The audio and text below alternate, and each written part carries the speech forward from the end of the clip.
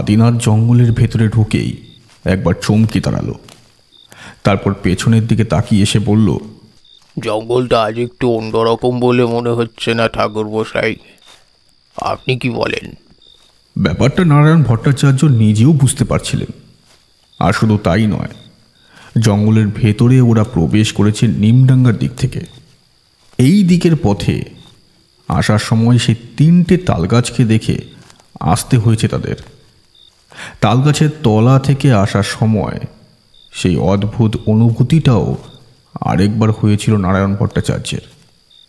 শুধু একবার নয়, যতবার রাতের অন্ধকারে এই পথে এসেছে ততবারই হয়েছে এমন। কিন্তু এইবার জঙ্গলে ঢোকার সময় আরও একটা অদ্ভুত ব্যাপার মনে হচ্ছিল। জঙ্গলে প্রবেশের পথে পা রাখার সঙ্গে সঙ্গে মনে হলো জঙ্গলের ভেতরের পরিবেশটা অনেকটাই অন্যরকম। গ্রামের বাতাসের চেয়ে জঙ্গলের বাতাস একটু বেশি ভারী। ব্যাপারটা আদিনাথ নিজেও বুঝতে পেরেছিল। আদিনাথের ক্ষমতা নেহাত কম নয়, তাই প্রথমে সেই প্রবেশ করেছিল জঙ্গলের ভেতরে। দেহবন্ধন ছাড়াও একটা বিশেষ প্রক্রিয়া করে নিয়েছিল দুজন, কারণ জঙ্গলের মধ্যে যে কোন বিপদ লুকিয়ে আছে তা আগে থেকে নিশ্চিতভাবে বলা যায় না।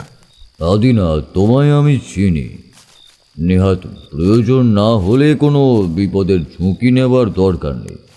মনে রেখো, যাদের খোঁজে আমরা এখানে এসেছি তারা কিন্তু কোনো সাধারণ প্রেতাত্মা নয়। ঠাকুরমশাই, সেদিনের কথা কিন্তু আমি এখনো মনে রেখেছি। সেদিনের কথা যদি ভুলে যেতাম তাহলে না হয় অন্য কথা ছিল। কপালের কাটা দাগটার কথা কি চট করে বলা যায় বলুন তো? তাছাড়া এটা তো মানুষের জন্যই করা। আমাদের এই নিমডাঙ্গা, আমাদের গ্রাম, সব জায়গায় এমন বিপদের মুখে পড়ে আছে যে কি আর। কথাটা বলে একটা রহস্যময় হাসি হাসল আদিনাথ। নারায়ণ ভট্টাচার্য বুঝতে পারল আদিনাথ মিথ্যে বলছে না। লোকটা একটু রকচটা হতে পারে, কথায় কথায় অশ্রাব্য ভাষা মুখ থেকে বের করতে পারে, একটু আধটু অহংকারীও হতে পারে, কিন্তু মানুষটা ভালো। বিশেষ করে মানুষটার মধ্যে একটা ক্ষমতা আছে, ঠিক যেমনটা ছিল মোহনের। মোহনের কথা মনে পড়তেই রতনের মুখটা বারবার চোখের সামনে ভেসে ওঠে নারায়ণ ভট্টাচার্যের। না, জঙ্গলে ঢোকার পর এখন এসব ভাবলে হবে না, মন দুর্বল করলে হবে না। তাই জোর করে মাথার মধ্যে থাকা সমস্ত চিন্তাগুলো একপাশে সরিয়ে ফেলে সামনের দিকে এগোতে থাকে নারায়ণ ভট্টাচার্য। সামনে হাঁটতে হাঁটতে আদিনাথ বলে, ওই 3জন এখনো এই জঙ্গলে আছে বলেই কি আপনার মনে হয় ঠাকুরমশাই? 3জন যে নেই সেটা আমিও বুঝতে পারছি। 3জন থাকলে গ্রামে এমন কিছু হতো না। তবে কেউ না কেউ ওখানে অবশ্যই আছে। একসাথে সবাই বেরিয়ে আসতে পারে না। চলো চলো গিয়ে বরং একবার দেখা যাক। ওরা হাঁটতে লাগলো। এমন সময় হাঁটতে হাঁটতে হঠাৎ করে আদিনাথের একটা কথা মনে পড়ে গেল। সে বলল, ঠাকুরমশাই, এই কিছুদিন আগেই এমনি একটা জঙ্গলের ভেতরে প্রবেশ করেছিলাম। এই জঙ্গলে যা আছে সে সাধারণ কিছু নয়, কিন্তু আমরা যে জঙ্গলে গিয়েছিলাম সেখানে এক গাছতলায় অনেক সময় ধরে কোনো এক অশরীরী আত্মা বাসা বেঁধেছিল। কিছুতেই সেখান থেকে যায় না। গ্রামের লোকেরা জঙ্গলের সেই গাছ কাটার চেষ্টা করে বারবার বিপদে পড়ছিল। তারপর একদিন গ্রামের 2জনকে নিয়ে একদিন রাতে জঙ্গলে ঢুকেছিলাম। তারপরে যা হলো ঠাকুরমশাই, সে কথা আর কি বলবো আপনাকে। নারায়ণ ভট্টাচার্য এদিক ওদিক তাকিয়ে দেখছিলেন। জঙ্গলের মাঝে অন্ধকার নেমে এলে যে কি বিভৎস ভয়ানক হয়ে ওঠে জঙ্গল, তা চট করে বোঝা যায় না। বিশেষ করে নিমডাঙ্গার শেষ প্রান্তের এই জঙ্গলটা বেশ বড় আর ঘন। শুরুর দিকে একটু মনে হলেও ভেতরে প্রবেশ করতে করতে গভীর হয়ে ওঠে, আর তার সঙ্গেই রাতের বেলা বেড়ে ওঠে গাঢ় অন্ধকার।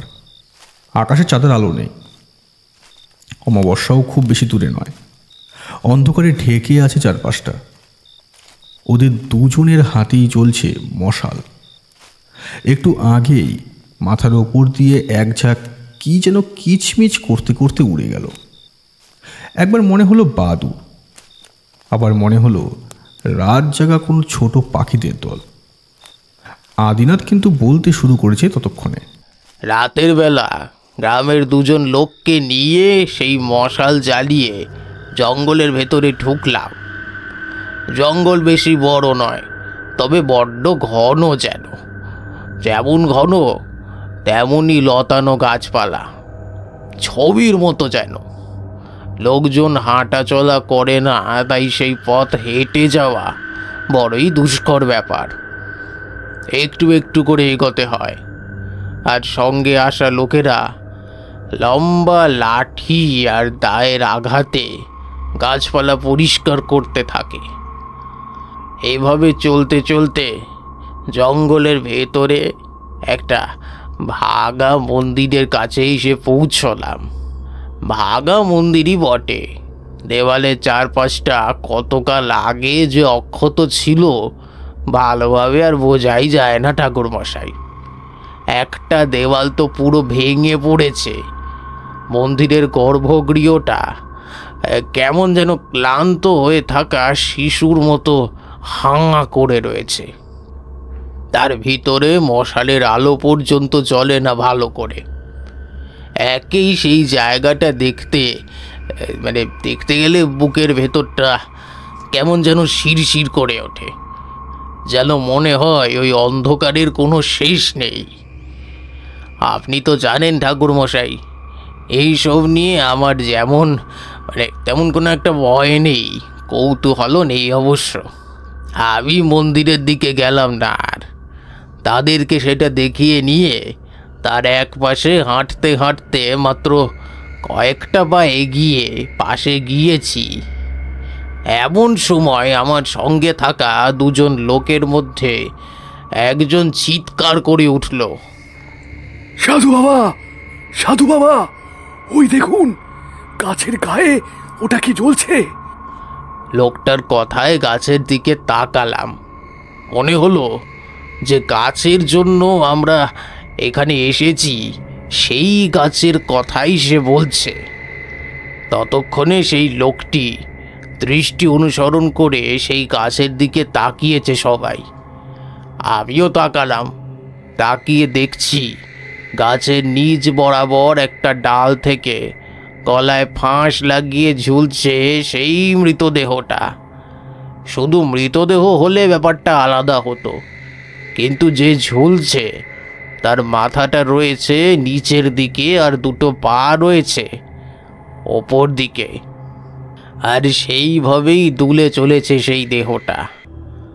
অল্প হাওয়ায় আস্তে আস্তে তার মাথাটা আমাদের দিকে উল্টো করে রাখা, তাই তার মুখের কোনো কিছুই বোঝা যায় না, শুধু মাথার অদ্ভুত চুলগুলো বাটির কাছে দুলছে। সাধু বাবা, গাছের গায়ে ওটা কি? আমি কোনো উত্তর দিলাম না। গাছের দিকে দুটো পা সামান্য এগিয়েছি। এমন সময় একটা অদ্ভুত হাসির শব্দে চারপাশটা ভরে উঠল।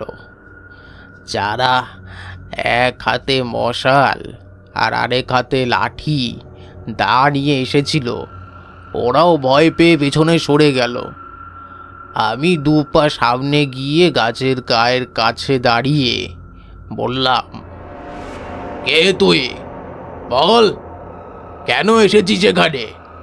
প্রশ্নটা করার সঙ্গে সঙ্গে আবার সেই অদ্ভুত হাসির শব্দ শুনতে পেলাম, আর তার সঙ্গে সঙ্গে সেই উল্টে ঝুলে থাকা শরীরটা যেন আরেকটু জোরে দোল খেতে লাগলো। আমি বুঝতে পারলাম এটা কোনো সাধারণ প্রেত নয়, অতি শক্তিশালী কোনো প্রেত। এত সহজে ওকে কোনোভাবেই কিছুই করা যাবে না। বশে আনা তো দূরের ব্যাপার, তাই হাত তুলে বাকি দুজনকে পেছনে সরতে বললাম। তারপরে আরেকটু এগোতেই সে আস্তে আস্তে ঘুরে তাকালো আমার দিকে।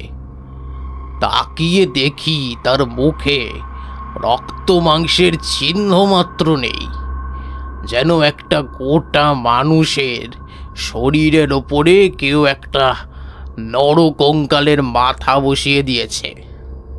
এত বীভৎস লাগছে তাকে দেখতে যে আপনি বিশ্বাস করতে পারবেন না ঠাকুর মশাই। আমি চমকে উঠলাম। তার শরীরটা তখন আস্তে আস্তে মাটিতে নেমে এসে দাঁড়িয়েছে। মাথার চুল অল্প হাওয়ায় সরসর করে উঠছে পেছনের দিকে। আমার পেছনে থাকা দুটো লোক তো ভয় পেয়ে একেবারে জড়োসড়ো হয়ে একদম মন্দিরের কাছে গিয়ে দাঁড়িয়েছে। আমি হাতে তুলে নিলাম আমার সঙ্গে থাকা দণ্ডটা, আর তারপরে মন্ত্র পড়ে সেই দণ্ড মাটির ওপরে রাখতেই আমার চারপাশে একটা গণ্ডি তৈরি হলো।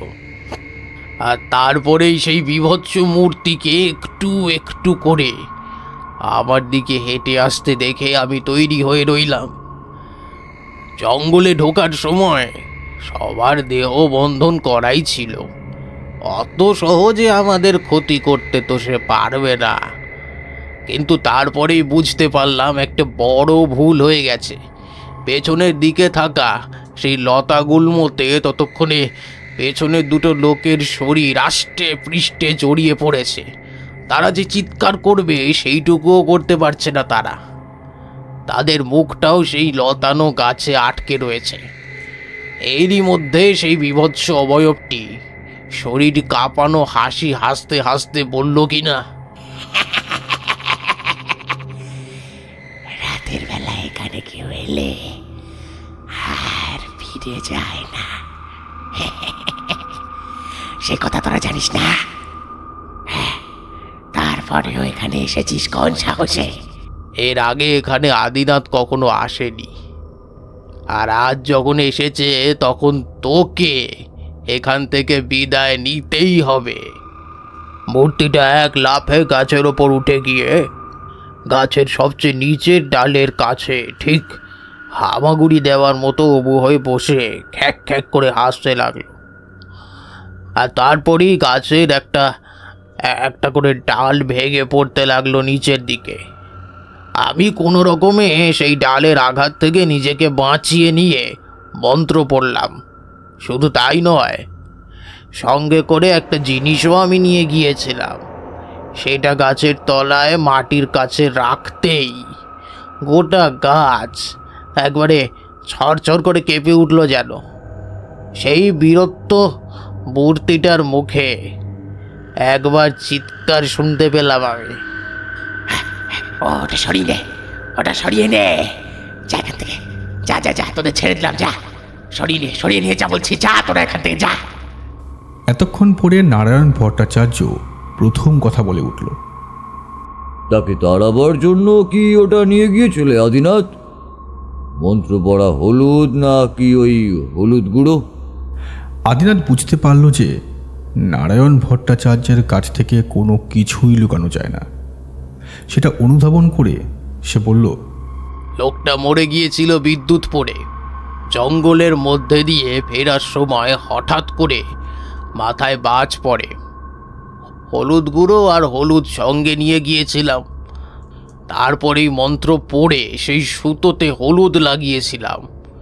তারপরে সেই সুতো গাছের চারপাশে ছড়িয়ে দিয়ে মন্ত্র উচ্চারণ করে বন্ধন করতেই তার গোটা শরীরটা জ্বলতে লাগলো রীতিমতো। একসময় সে বাধ্য হয়েই বলল, ছেড়ে দে, ছেড়ে দে, আমি চলে যাবো এখান থেকে, ছেড়ে দে আমায়, ছেড়ে দে। শেষে আর কি করব, ছেড়ে দিলাম। তারপরে সেই গাছ আমাদের চোখের সামনে ভেঙে পড়ল একেবারে মাটির ওপরে। বিশ্বাস করবেন না ঠাকুর মশাই, চোখের সামনে গাছটা দেখতে দেখতে পুড়ে কালো কাঠ কয়লার মতো হয়ে গেল। এতক্ষণ পরে নারায়ণ ভট্টাচার্য সামান্য হেসে উঠে বলল, এতকাল ধরে গ্রামের মানুষেরা বোধহয় সেখানে গিয়ে শুধু ভয়ই পেয়েছে, তার হাতে পড়ে জীবনও হারিয়েছে। এতদিন পরে তেমন কারোর পাল্লায় পড়েছিল, তাই সাধারণ কোনো ওঝা কিংবা সাধক হলে সে তাকে হারাতে পারত না। ওই স্থান তার কারণেই অশুভ হয়ে উঠেছিল, না হলে আশেপাশে লতাগুলো সে নিজের ইচ্ছে মতো কাজে লাগাতে পারত না। আর কথা বলল না, সামনের দিকে এগোতে লাগলো। আর এগোতে এগোতেই এবার হঠাৎ করে আদিনাথের চোখ চলে গেল একটা উঁচু গাছের মাথার দিকে। চট করে বোঝা যায় না, কিন্তু ভালো করে লক্ষ্য করলে দেখা যায় সেই গাছের মাথায় একদম উপরের দিকে ঠিক ডালের কাছে কে যেন দাঁড়িয়ে আছে। দৃশ্যটা অদ্ভুত, ভয়ঙ্কর। গাছের অত মাথার ওপরে দাঁড়িয়ে থাকা কারোর পক্ষেই সম্ভব নয়। একমাত্র পাখি ছাড়া ওখানে কেউ পৌঁছাতে পারে না। ঠিক সেইখানেই গাছের মাথার ওপর দুটো পা রেখে শরীরের বাকি অংশটা ওপরের দিকে তুলে দাঁড়িয়ে আছে কেউ। আদিনাথের মনে হলো সে সোজা তাকিয়ে রয়েছে তাদেরই দিকে। নারায়ণ ভট্টাচার্যর চোখেও পড়েছিল, কিন্তু আদিনাথ কিছু বলার আগে নারায়ণ ভট্টাচার্য বলে উঠলেন, আমি দেখেছি, এখন চুপ করে থাকো আদিনাথ। ওকে বুঝতে দেওয়া যাবে না যে আমরা ওকে দেখেছি। আসলে ওটা কে সেটা দেখা দরকার।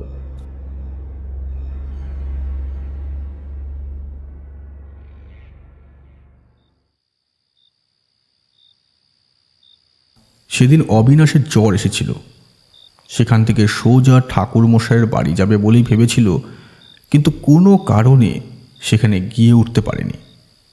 রাস্তাতেই তার প্রচণ্ড জ্বর আসে। তখন সে হুড়মুড় করে বাড়ি ফিরে গিয়ে সেই যে বিছানায় শুয়ে পড়েছিল, তারপরে আর কিছু ভালোভাবে তার মনে নেই। তার বউ আর মেয়ে আগের দিন রাতেই দুদিনের জন্য বাপের বাড়িতে গিয়েছে। অবিনাশ এখন বাড়িতে একা। কোনো রকমে সে চাদর মুড়ি দিয়ে শুয়েছিল। তার ঘুমটা ভেঙেছিল অনেক রাতের বেলা। তখন ঠিক কটা বেজেছিল অবিনাশ ঠিক বুঝতে পারে না। ঘুমটা ভাঙতেই বিছানা থেকে উঠে পড়ে সে। পেটের ভেতর তখন খিদেটা চাগার দিয়েছে। অবিনাশের মনে হয় এই মুহূর্তে পেটের ভেতর কিছু না দিলে আর চলছে না। পেটের ভেতর যেন গনগন করে আগুন জ্বলছে। তাড়াতাড়ি উঠে ঘর থেকে বেরিয়ে রান্নাঘরের কাছে এগিয়ে যায় অবিনাশ। রান্নাঘরে গিয়ে সে দেখল ভাত, ডাল আর তরকারি। এখন সেই ভাত ঠান্ডা হয়ে শক্ত হয়ে গেলেও খাওয়া যাবে, তবুও বলা চলে। কোনো রকমে ভাতটা হাতে নিয়ে মুখের কাছে তুলেছে, এমন সময় একটা কাঁচা মাছের গন্ধ নাকের ভেতরে যেন অবিনাশকে ঝাপটা দিল। যেন মনে হলো মুখের সামনে তুলে ধরা ভাতের গ্রাসের ভেতর থেকে কাঁচা মাছের অদ্ভুত গন্ধটা ভেসে আসছে। তবুও কোনো রকমে সেটা মুখের ভেতর নিতেই অবিনাশের গোটা শরীর গুলিয়ে উঠল। হর হর করে বমি করে ফেলল ভাতের থালাতেই। আর তারপরেই থালার দিকে তাকিয়ে অবাক হয়ে দেখল বমির সঙ্গে কালো কালো কি যেন বাইরে বেরিয়ে এসেছে। এমনিতে অবিনাশ একটু ভীতু, তারপর এমন একটা ঘটনা ঘটে যাওয়ায় সে ভীষণ ভয় পেয়ে গেল। ভাতের থালার সব কিছু সেখানেই পড়ে রইল।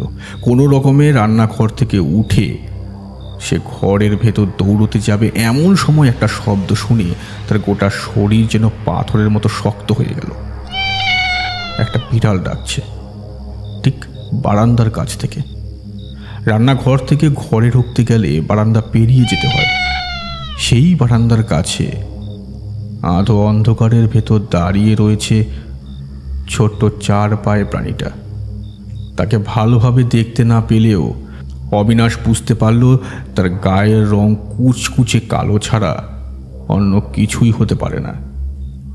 আকাশে চাঁদের আলো নেই, অমাবস্যা কাছাকাছি আছে বোধ হয়। হ্যারিকেনটা জ্বালিয়েছিল অবিনাশ, কিন্তু সেটা রান্নাঘরে। আর সেই বিড়ালটাও বসে রয়েছে বমি হয়ে ছড়িয়ে থাকা ভাতের থালার কাছে। আর যেতে ইচ্ছে করছিল না অবিনাশের। কালো কালো জিনিসগুলো যেন মাঝে মাঝে জীবন্ত হয়ে উঠেছিল বলে মনে হচ্ছিল। অবিনাশ দর দর করে ঘামতে লাগলো। ঘামতে ঘামতে ভাবল, ঠাকুরমশাইয়ের বাড়িতে গেলেই একবার ভালো হতো।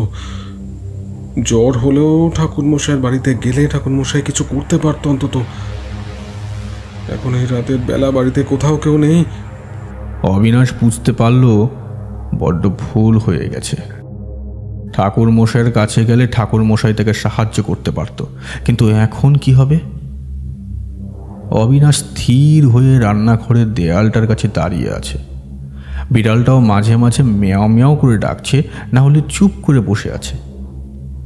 এতক্ষণে অন্ধকারে চোখ ধাঁধাস হয়ে আসতেই অবিনাশ বুঝতে পারল দেয়ালটার হোল দিয়ে দুটো চোখ যেন গনগনে আগুনের মতো জ্বলছে।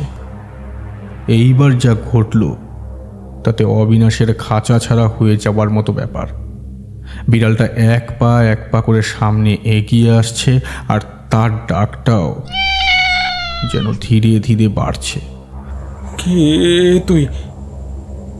কে তুই বল? জঙ্গল থেকে বেরিয়ে আসা ওই পিশাচদের একজন, তাই না?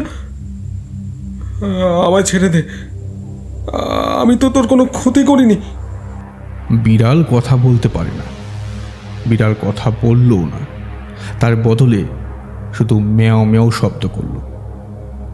সেই শব্দগুলো যেন অবিনাশের বুকের ভেতর দড়াম করে ধাক্কা মারতে লাগলো।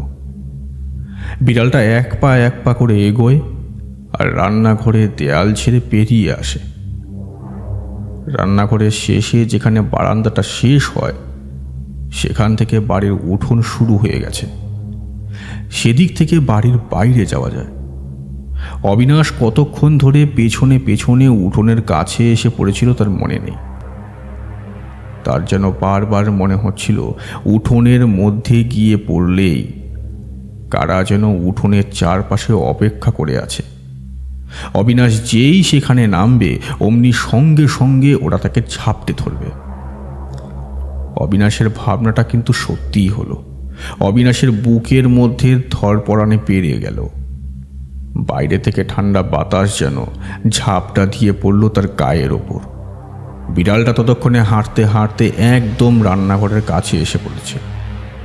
বিড়ালটা দুই চোখের সেই আগুন যেন বাড়ছে। বিড়ালটা এবার পেছনে দুটো পা সরিয়ে নিল, যেন লাফ দেওয়ার জন্য পূর্ব প্রস্তুতি নিচ্ছে। অবিনাশের গোটা শরীর তখন পাথরের মতো হয়ে গেছে। মনে হচ্ছে যেন আর একটু হলেই বিড়ালটা লাফিয়ে পড়বে তার গায়ের ওপর। এমন সময় বাড়ির বাইরে উঠোনের শেষ প্রান্তের গেটের কাছ থেকে কে যেন অবিনাশের নাম ধরে ডেকে উঠল। অবিনাশ, ও অবিনাশ, এই বাড়িতে আছো নাকি? অবিনাশের ধরে যেন প্রাণ এলো। কোনো রকমে মাটি থেকে উঠে সে পেছনের দিকে তাকিয়ে বিশুকে কিছু একটা উত্তর দিতে যাবে, এমন সময় বুঝতে পারল বিড়ালটা ঝাঁপিয়ে এসে পড়ল তার কাঁধের ওপর, আর সঙ্গে সঙ্গে অবিনাশ জ্ঞান হারিয়ে লুটিয়ে পড়ল মাটিতে। তবে জ্ঞান হারিয়ে ফেলার আগেও অবিনাশ বুঝতে পেরেছিল দুটো পা দ্রুত যেন গেট পেরিয়ে এগিয়ে আসছে তার দিকেই।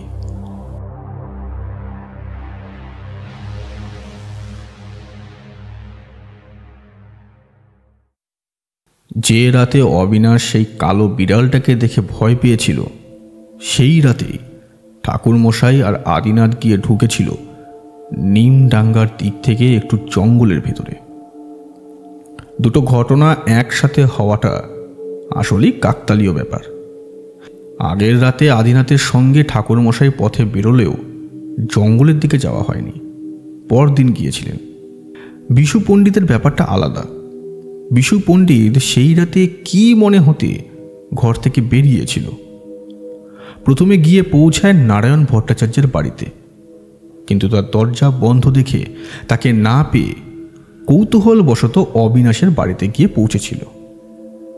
বিশু একটা কাজে বেরিয়েছিল, সেটা নারায়ণ ভট্টাচার্যের কথাতেই বোঝা যায়। তবে অবিনাশের বাড়ির কাছাকাছি গিয়ে পৌঁছাতেই বিশুর মনে হয় অবিনাশের বাড়ির দাওয়ার কাছে কে যেন দাঁড়িয়ে আছে। এমনিতেই আধো অন্ধকার, তার উপর ব্যাপারটা দেখে সে একটু অবাকই হয়েছিল। তাই অবিনাশের নামটা ধরে ডাকতে যাবে এমন সময় ধর্মর করে কে যেন পড়ে যায় মাটিতে।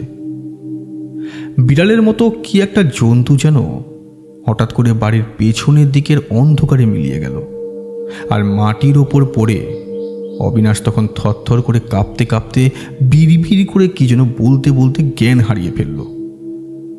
যখন তাকে মাটি থেকে তুলে ঘরে আনা হয় ততক্ষণে তার দাঁত কপাটি লেগে গেছে, গোটা শরীর কাঁপছে। বিশুর চেহারা ভালো, অবিনাশকে নিয়ে গিয়ে ঘরের বিছানায় শুইয়ে দিয়েছিল।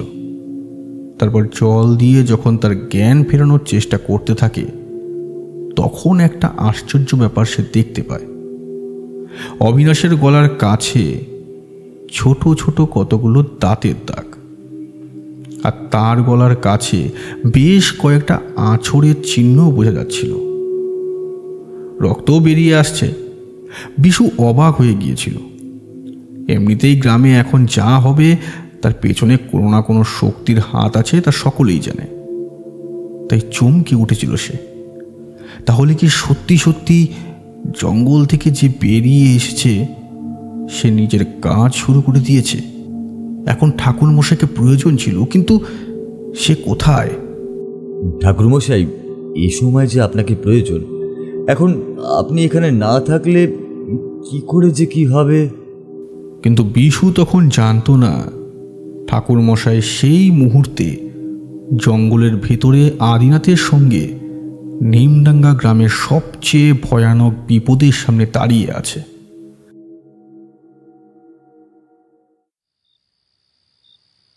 ঠাকুরমশাই, গাছের ওপরে যাকে দেখতে পেলাম সে কে বলুন তো? আমি তো ঠিক বুঝতে পারলাম না।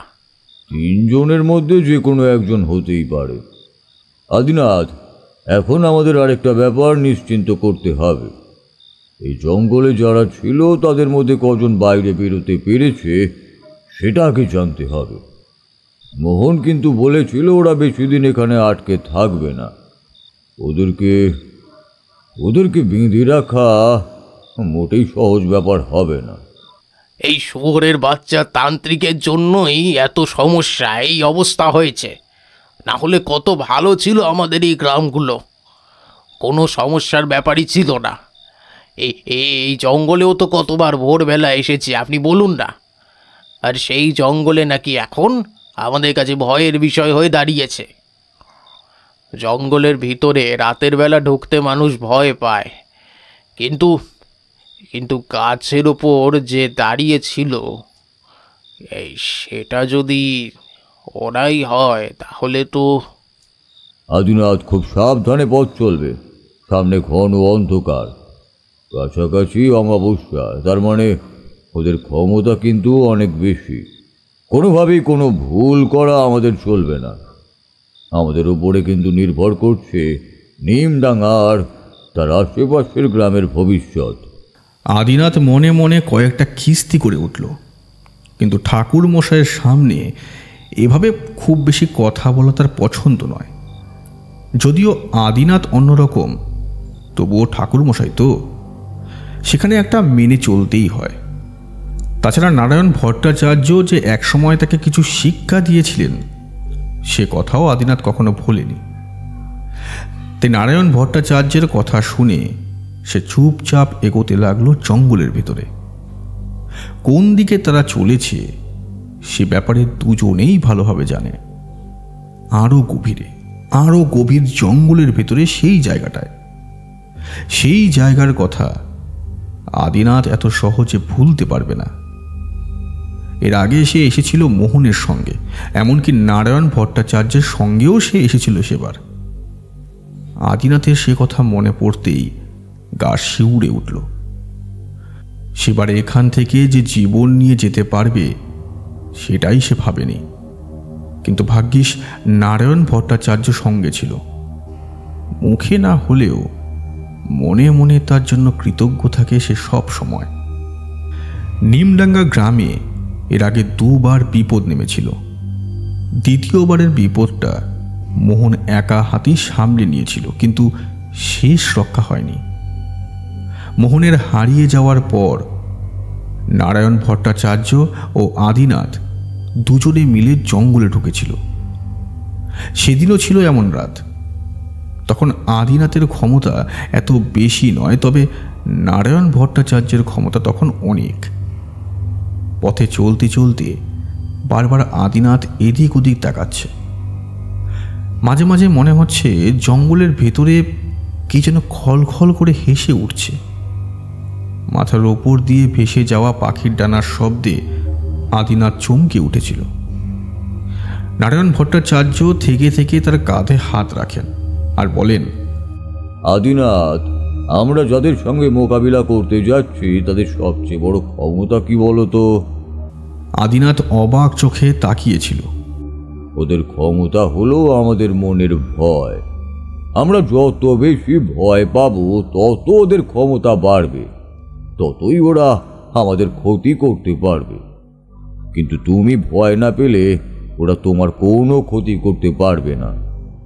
দেহ বন্ধন করা থাকলে কোনো প্রেতের ক্ষমতা নেই যে তোমায় স্পর্শ করে, যতক্ষণ না পর্যন্ত তুমি নিজে এমন কোনো ভুল করে ফেলো ওদের কাজে। কিন্তু কিন্তু ঠাকুরমশাই, মোহন তো হারিয়ে গেছে। মোহনকে যে ওরাই নিয়ে গেছে সেই কথা আমি নিজে ভালো করে বলতে পারি। মোহনের সঙ্গে আমার কথা হয়েছিল। তাহলে যাদের মোহনকে নিয়ে যাওয়ার মতো ক্ষমতা আছে তারা তো আমাদেরকে। আমি থাকতে তোমার ক্ষতি করবে এমন ক্ষমতা কারণ নেই। নারায়ণ ভট্টাচার্য আদিনাথকে নিয়ে জঙ্গলের ভেতরে সেই বিশেষ জায়গাটায় গিয়ে পৌঁছেছিল। জায়গাটায় একটা বড় উঁচু গাছ আছে, চারপাশে মস্ত একটা মাটির ঢিপি আছে। কোনো এক সময় এখানে নাকি কোনো এক রাজার প্রাসাদ ছিল। রাজার সিংহাসন নাকি এখানেই ছিল। ওই মাটির তলায় আছে এমন কথা অনেকে বলে। সেই সিংহাসনের পাশ থেকে গড়ে উঠেছে ওই বড় গাছ। ওই ঢিবিকে নিমডাঙ্গা এবং আশেপাশের লোকেরা রাজার ঢিবি বলেই জানে। আর ওই ঢিবির পেছনের দিকেই জমিটা ভালোভাবে নেমে গেছে নিচের দিকে। সেখানে একটা গোল মতো গর্ত রয়েছে। যখন বৃষ্টি হয় সেই গর্তের মাঝে জল জমে। ওই জল জমা গর্তের ভেতরেই রয়েছে সেই 3 কৃষকের দেহ। ওরা হলো মৃত্যুহীন পিশাচ। তাদের শরীরের ক্ষয় নেই, শুধু ওদের আটকে রাখতে হয়। পথে হাঁটতে হাঁটতে নারায়ণ ভট্টাচার্য আদিনাথকে সমস্ত কথাই খুলে বলেছিল। যে কথা আদিনাথ নিজে জানত না সে কথাও বলেছে। আদিনাথ বুঝেছিল নারায়ণ ভট্টাচার্যের এমন অনেক কথা হয়তো নিমডাঙ্গার কোনো লোকেরাই জানে না। আজ থেকে অনেক বছর আগের কথা। তখনই জঙ্গলের ঠিক মাঝখানে ছিল এক রাজার রাজপ্রাসাদ। তখন জঙ্গলের আশেপাশে বসতি খুব বেশি ছিল না। আসলে যে সময়ের কথা বলছি তা অনেক বছর আগের কথা। তখন লোকালয় এত বেশি থাকতো না। রাজার প্রাসাদেই থাকতো রাজা আর তাদের এক রাজকন্যা। অন্তত গল্পে তেমনটাই জানো। রাজকন্যাকে দেখতে ছিল অসাধারণ সুন্দরী। সে রাজকন্যাকে বিবাহ করার জন্য দূর দূর থেকে অনেকেরই বিবাহের প্রস্তাব আসত, কিন্তু রাজকন্যার কাউকে পছন্দ হতো না। একদিন রাজকন্যার সঙ্গে রাজপ্রাসাদের পেছনের বাগানের সাক্ষাৎ হয় এক তান্ত্রিকের। তান্ত্রিককে দেখতে ছিল অসাধারণ। আসলে সেই তান্ত্রিক ছিল পিশাচ সিদ্ধ এবং মানুষের মৃত্যুর ক্ষমতায় নিজেকে অমন করে রাখত। সেই তান্ত্রিককে দেখে রাজকন্যার বেশ ভালো লেগে যায়। রাজকন্যা চেয়েছিল তান্ত্রিকের সঙ্গে বিবাহ করতে, কিন্তু তান্ত্রিক শর্ত দেয়, বিবাহ করলে তারা রাজপ্রাসাদে থাকবে না, এখান থেকে তার সঙ্গে তাকে চলে যেতে হবে। রাজা রানী সেই প্রস্তাব না মানলেও রাজকন্যা তাতে রাজি ছিল। তান্ত্রিকের সঙ্গে বিবাহ হবে রাজকন্যার, সে কথা রাজা মানতে পারেনি।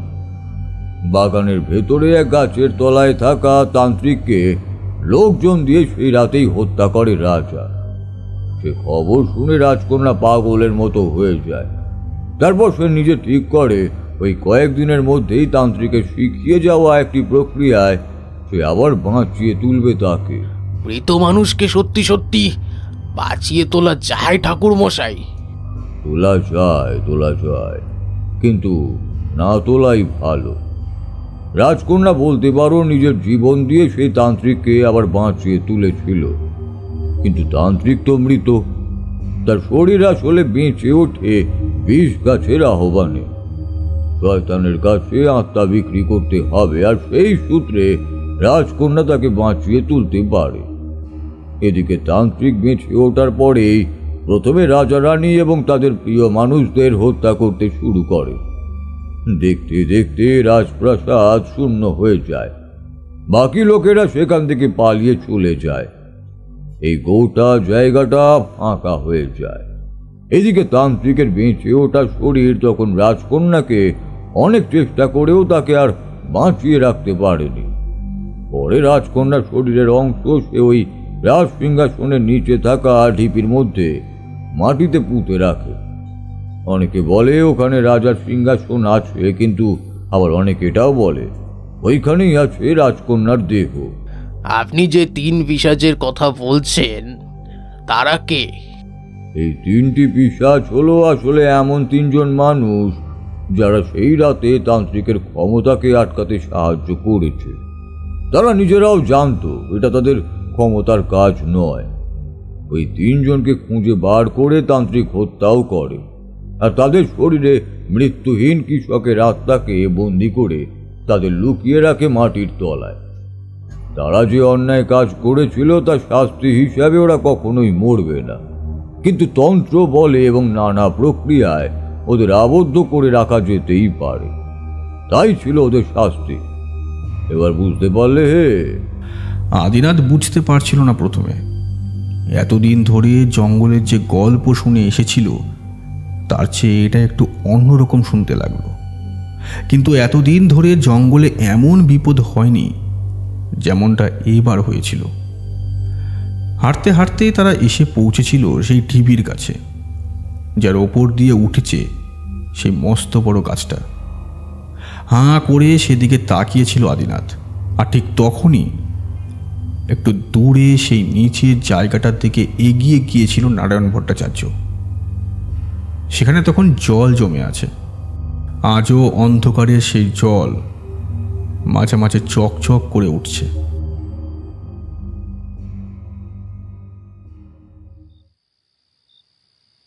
এখন কেমন লাগছে অবিনাশ? আর তোমার কি হয়েছিল? অবিনাশ ফেল ফেল করে কিছুক্ষণ তাকিয়ে রইল বিশু পণ্ডিতের দিকে। তারপর বলল, বিশু, আমার যে কি হয়েছে তা বুঝতে পারছি না। তুই যখন এলি তার আগে একটা বিড়াল আমার ঘরে এসেছিল। ওই বিড়ালটাকে আজ দুপুরবেলা আমি দেখেছিলাম। বিড়াল? বিড়ালকে ভয় পেতে শুরু করেছো নাকি অবিনাশ তুমি? বুঝতে পারছিস না? ওটা সাধারণ কোনো বিড়াল নয়। আজ সকালে হারাধন ভট্টাচার্যের সঙ্গে। কথায় কথায় সকালের সমস্ত ব্যাপারটা ছোট করে বিশুকে খুলে বলে অবিনাশ। বিশু বুঝতে পারে গ্রামে যে সমস্যাটা শুরু হয়েছে সেটা আস্তে আস্তে বাড়ছে। তাকে একটা কাজের জন্য পাঠিয়েছিল পাশের গ্রামে। সেখানে গিয়ে খবরটা ভালো করে নিয়ে এসেছে। এমনকি বসন্তের সঙ্গে আবার দেখা করে এরপরে কি করা যায় সে ব্যাপারেও কথা হয়েছে। আদিনাথকে বসন্ত নাকি ঠাকুর মশাইয়ের কাছেও পাঠিয়েছিল, কিন্তু এখন তো তার কিছুই করার নেই।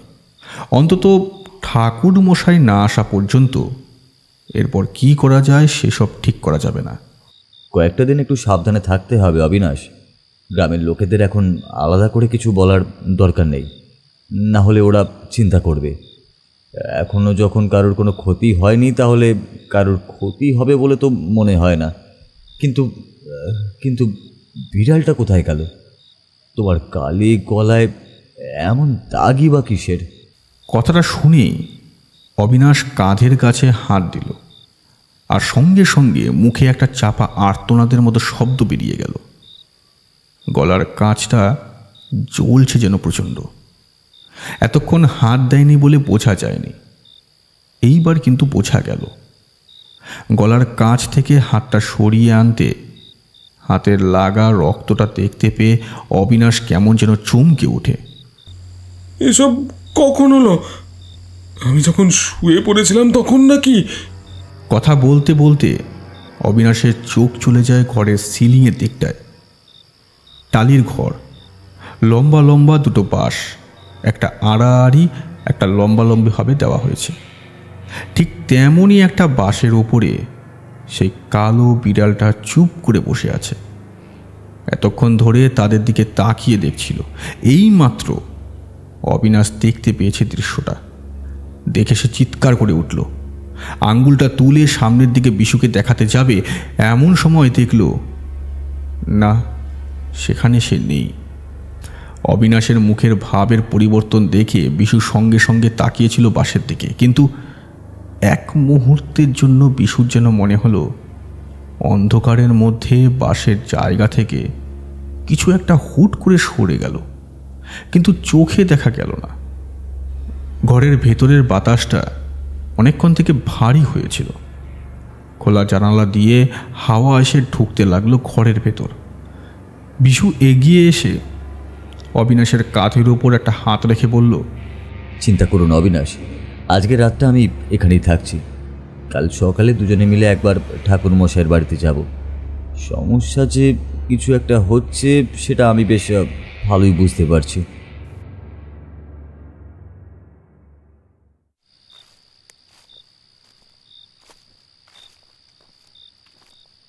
ঠাকুর মশাই ও আদিনাথ হাঁটতে হাঁটতে সেই রাজার ঢিবির কাছে এসে দাঁড়িয়েছিল। জায়গাটা কেমন যেন বদলে গেছে। চারপাশে ছোট বড় ঘাস পাতা জন্মে উঠেছে একটু একটু করে। ওরা দাঁড়িয়েছিল রাজার ঢিবির কাছে। কিছুটা পেছনের দিকে সেই জলের জায়গাটা রয়েছে, যার তলায় নিশ্চিন্তে ঘুমিয়ে রয়েছে তিনটে মৃত্যুহীন কৃষকের শরীর।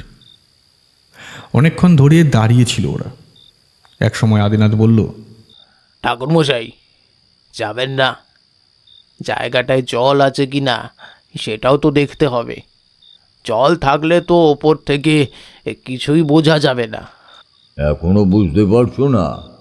আর একটু ভালো করে পিছনের দিকে তাকিয়ে দেখো, ঠিক বুঝতে পারবে। আদিনাথ, পেছনের দিকে তাকিয়ে দেখো। ছোট জলা মতো জায়গাটা আছে, তার পেছনে তিনটে লম্বা তাল গাছ ছিল।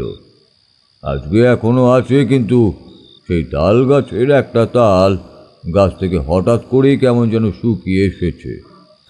আধো অন্ধকারের মধ্যে ঝোপের আড়ালে ব্যাপারটা চোখে পড়ল আদিনাথের। একপাশের একটা তাল গাছ শুকিয়ে গেছে, যেন মনে হয় এক্ষুনি ভেঙে পড়বে। আদিনাথ সেই দিকে তাকিয়ে রয়েছে। একজন বাইরে বেরিয়েছে। কে বেরিয়েছে তা বলতে পারছি না, তবে বেরিয়েছে। ওই তিনটে তাল গাছের মধ্যে একটা শুকনো গাছ হলো তারই প্রমাণ। আদিনাথের মনে হলো ঠান্ডা শির শির একটা হাওয়া তার মাথার ওপর দিয়ে বয়ে গেল। নারায়ণ ভট্টাচার্য বুঝতে পারল হঠাৎ করে যেন গম্ভীর হয়ে গেছে চারপাশের অন্ধকারটা। তার মধ্যে চলতে থাকা মাত্র দুটো অল্প আলো চারপাশটাকে যেন আরও রহস্যময় করে তুলেছে। আদিনাথের ক্ষমতা নেহাত কম নয়। আদিনাথ নারায়ণ ভট্টাচার্যের মতো না হলেও বড় মাপের তান্ত্রিক, কিন্তু তবুও আজ থেকে কয়েক বছর আগে সেই অদ্ভুত জায়গাটা চোখের সামনে দেখে কেমন যেন হয়ে গেছে।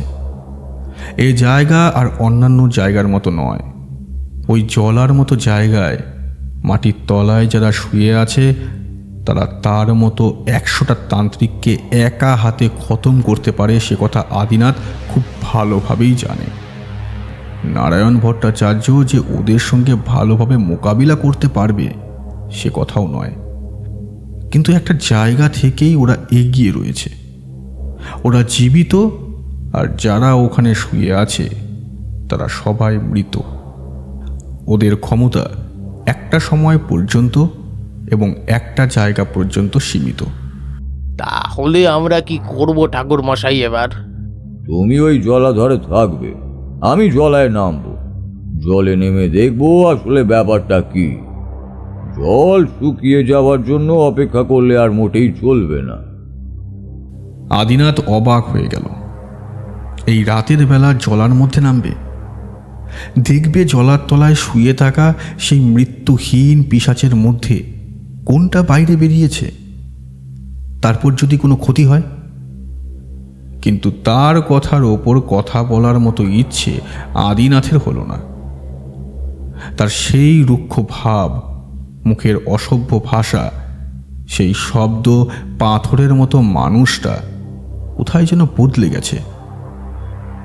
এক মুহূর্তে তার বদলে এখানে এসে দাঁড়িয়েছে কয়েক বছর আগের সেই নারায়ণ ভট্টাচার্যের সঙ্গে আসা তান্ত্রিকটা, যার মনে অজস্র কৌতূহল আর ভয়। সে জানে এই জঙ্গল থেকে বেঁচে ফিরতে গেলে অভিজ্ঞ এক তান্ত্রিকের কথা শোনাই ভালো। ঠাকুরমশাই এগিয়ে গেল জলার দিকে। দুটো মশাল হাতে নিয়ে দাঁড়িয়ে রইল আদিনাথ। ঠাকুরমশাই জলে নেমে বিড়বিড় করে মন্ত্র পড়তে পড়তে এগোতে লাগলো জলের দিকে। ঠিক মাঝখানের দিকে জল বেশি নয়, প্রায় হাঁটু পর্যন্ত। তবুও আদিনাথের মনে হচ্ছিল জলের তলায় তারা যেন অপেক্ষা করছে ঠিক এই মুহূর্তের জন্যই, কারণ ততক্ষণে সেই শুকিয়ে যাওয়া তাল গাছের মাথাটা একটু একটু করে নড়তে শুরু করেছে।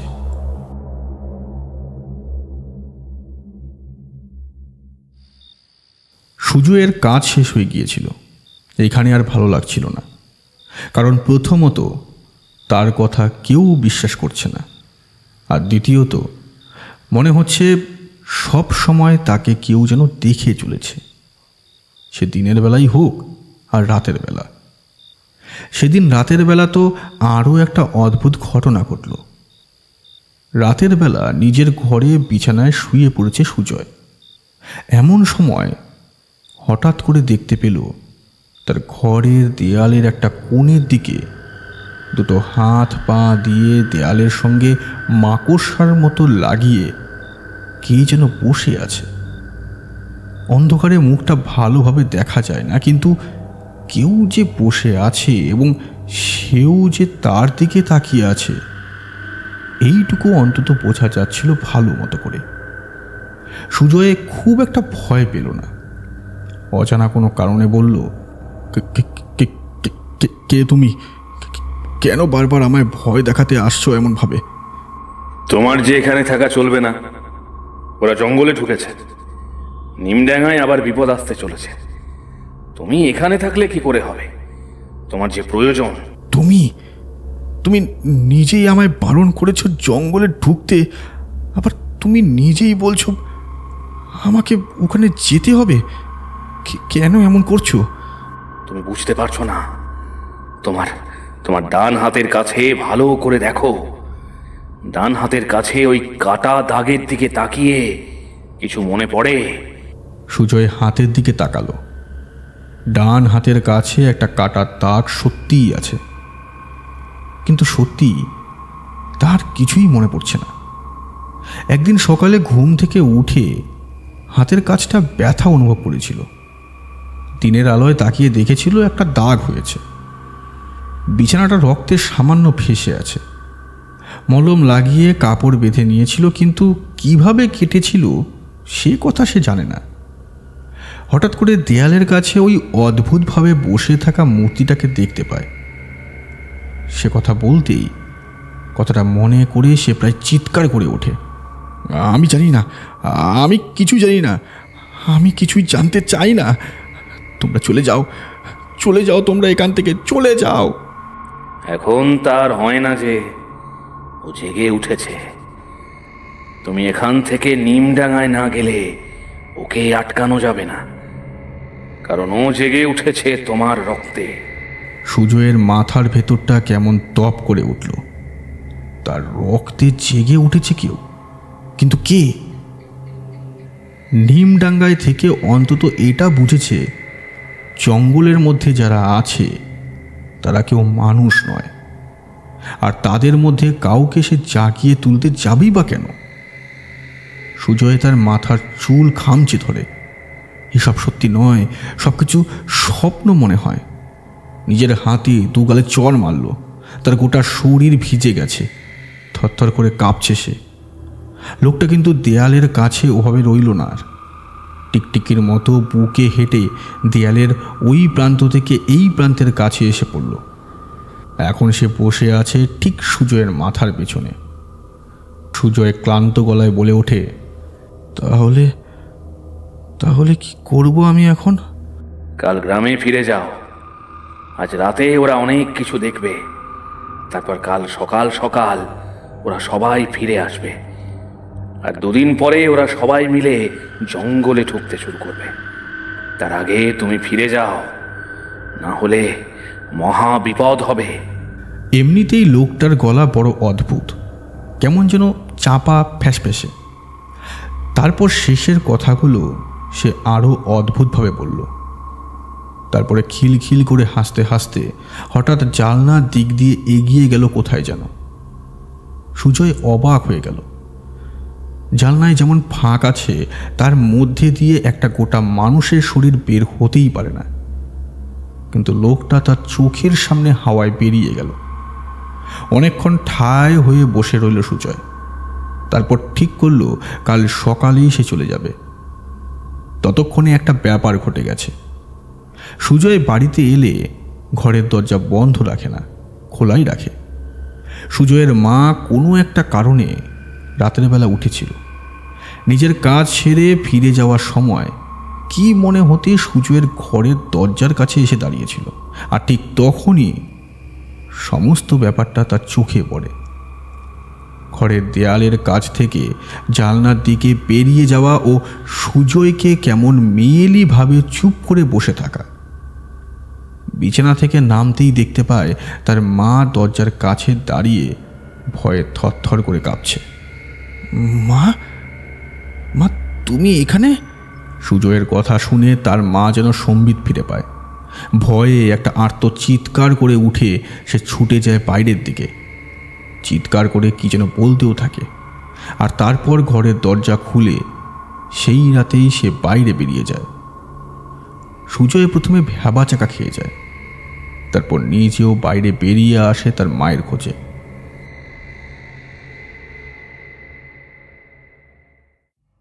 রতন যা দেখেছিল তার সব কিছু তার মনে ছিল, কিন্তু এমন কথা কে বিশ্বাস করবে?